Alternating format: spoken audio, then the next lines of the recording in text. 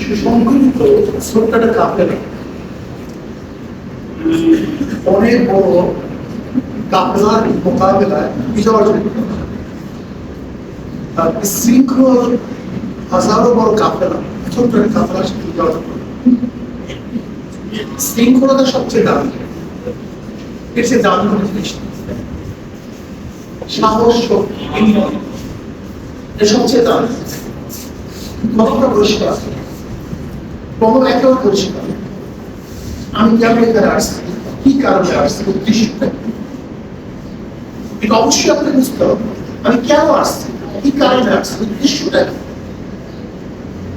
সাফ থাকতে হবে, ক্লিয়ার থাকতে হবে, কোনো পরিষ্কার থাকা যায়, একবার ক্লিয়ার থাকা যায়, যে কলমের মধ্যে কোনো অবস্থায় কালিমা না থাকা চাই, মনের মধ্যে এইটা সেইটা সেইটা বাহ্যিক এরকম না।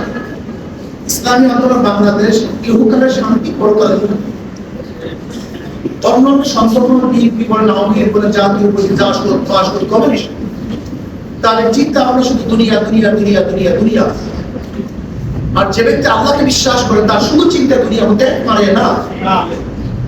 কাজে ইহকালীন শান্তি, পরকালীন মুক্তি, এই টার্গেটকে সামনে নিয়ে ঐক্যবদ্ধ কাজ করায় বিশ্বাস করি।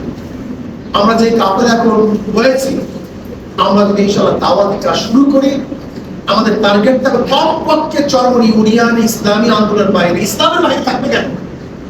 ইসলামী আন্দোলনের বাইরে আমার একজন ভাইও একজন বোন থাকবে না ইনশাআল্লাহ। এই টার্গেটকে সামনে নিয়ে সেটা কাজ করি। আমি নিজে বাঁচি, আর পরিবার পরিজনকে বাঁচাবার চেষ্টা করি, নিজে আমলের উপরে উঠি, হালকা জিকিরে যাবো, মাসিক ইস্তেমায় যাবো, চেষ্টা করবো ইনশাআল্লাহ। একটু সকাল বিকাল জিকির করবো,